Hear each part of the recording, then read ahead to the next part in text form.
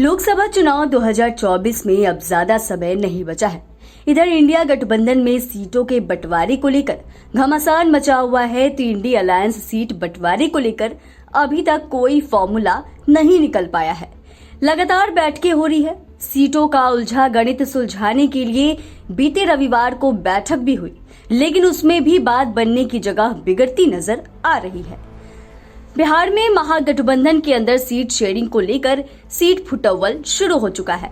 नीतीश कुमार और लालू यादव के फॉर्मूले को कांग्रेस ने ठुकरा दिया है, साथ ही चेतावनी भी दी है। इससे पहले जदयू ने भी अल्टीमेटम दिया था। सीट शेयरिंग को लेकर महागठबंधन सरकार में खींचातान जारी है। ऐसे में क्या होने वाला है और कांग्रेस ने किस नए प्लान पर काम शुरू कर दिया है, आइए इस रिपोर्ट में जानते हैं। दरअसल बिहार में सीट शेयरिंग पर चर्चा के लिए कांग्रेस अध्यक्ष मल्लिकार्जुन खड़गे ने बीते रविवार को नई दिल्ली में एक बैठक बुलाई थी। इस बैठक में राजद नेता मनोज झा और कांग्रेस नेता अशोक गहलोत, सलमान खुर्शीद और मुकुल वासनिक ने भाग लिया था, जबकि पटना से राजद अध्यक्ष लालू प्रसाद यादव और उप मुख्यमंत्री तेजस्वी यादव बैठक में वर्चुअल माध्यम से शामिल हुए।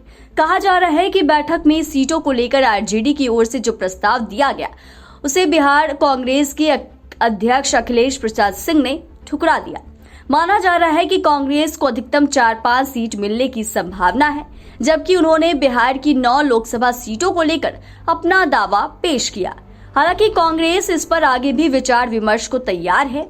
मीडिया रिपोर्ट्स के मुताबिक नीतीश लालू ने जो फॉर्मूला बनाया था, उसके हिसाब से राजद और जदयू 17 सीटों पर अपने उम्मीदवार उतारेगी। बची 6 सीटें कांग्रेस और लेफ्ट को दिया जाएगा।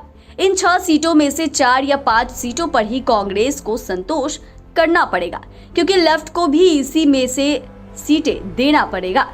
इस फॉर्मूले पर बिहार कांग्रेस अध्यक्ष अखिलेश प्रसाद सिंह ने कहा था कि अगर कांग्रेस को सम्मानजनक सीटें नहीं मिली तो उसका असर महागठबंधन सरकार के भविष्य पर भी पड़ेगा। न केवल पार्टी बल्कि मुख्यमंत्री नीतीश कुमार सहित पूरे महागठबंधन पर इसका असर पड़ेगा। उन्होंने साफ कहा था कि अगर कांग्रेस केवल 4 सीटों पर चुनाव लड़ती है तो जदयू सहित पूरे महागठबंधन को नुकसान होगा।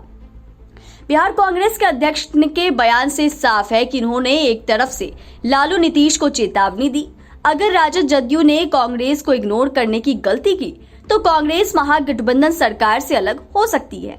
ऐसे में बिहार की महागठबंधन सरकार संकट में पड़ जाएगी। उधर दूसरी ओर मुख्यमंत्री नीतीश कुमार अभी भी नाराज बताए जा रहे हैं। उनकी नाराजगी से खलबली मची हुई है।